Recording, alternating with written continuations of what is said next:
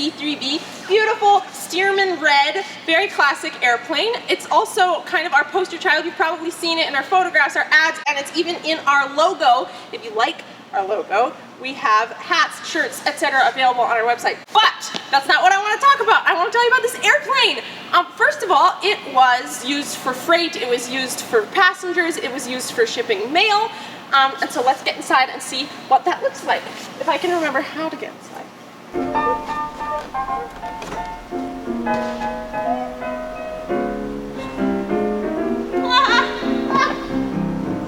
Okay, I'm still here.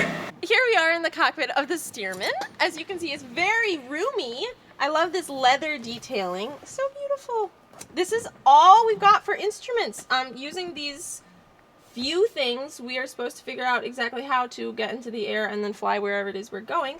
Compass, our little engine speed gizmo. We have our ignition over here. Oil pressure, oil temperature, airspeed, which is different from how fast you're going because you might be fighting a headwind, and our altimeter. Here is how you steer an airplane, if you didn't already know. Pedals, stick. Are you ready for a roller coaster ride?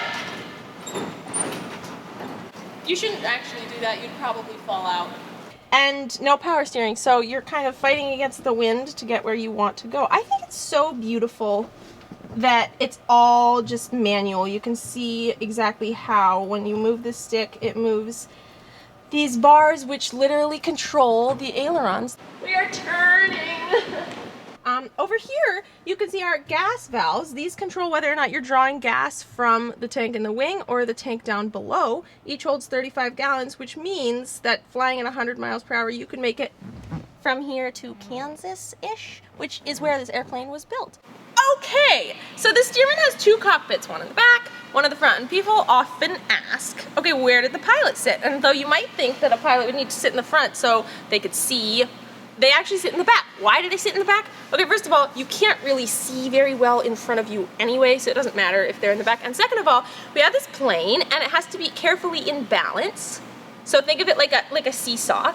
And we have the wings in the middle here, and that's where the balance point is. And in front, we have the engine, which is quite heavy, and that's pulling it down. And in the back, we have the pilot, who could be quite heavy or not, but in any case, that kind of keeps the balance even. And right in the middle with the wings, we have the extra cockpit where you could put weight or not put weight. You could put freight or passenger, mail, a cow if it fit, anything, and it wouldn't affect the balance point front or back. So that's why the poor pilot sits in the back, cow sits in the middle, or, you know, the mail or whatever it is, and the engine goes on the front where the propeller is. Have you ever heard of one of those cars that starts with a hand crank?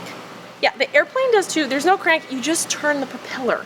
So, whee, and then you start it, and then you stay out of the way.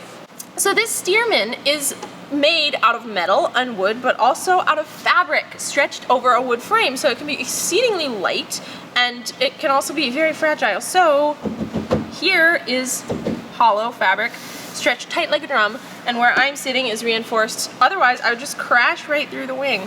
So when you get in an airplane, you have to be very careful not to put pressure against where it is liable to just pop, like something that pops. So we don't know a ton about the history of this airplane. It was built in 1929 and then sold to a man in Los Angeles. So it was shipped out from Kansas to Los Angeles, went through a few private owners, and then in the late 40s and up through the 50s, it worked as a crop duster. Imagine flying over the fields of Northern California. And this, it did not come to a very good end.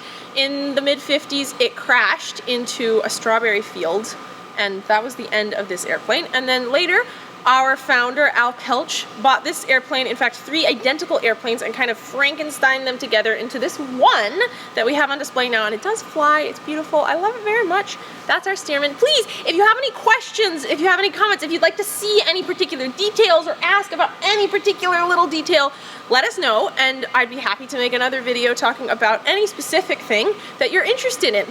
See you next time. We're going to tour the Butler Blackhawk, so stay tuned. One more thing, we are still fundraising for our capital campaign to open our brand new Phase 2 building so that you can come and see these airplanes in person when we open our doors to the public. And also, we continue to raise money for operating fees, airplane maintenance, and my salary. So please consider donating $1, $5, $10, or even like, you know, $1 million. That would help a lot. Okay, see you next time.